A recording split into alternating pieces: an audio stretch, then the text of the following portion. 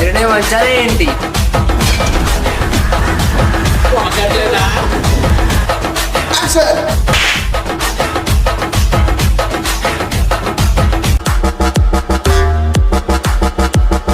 వాడు తోలుదని బండి కదా, ట్రైన్ రా బాబు.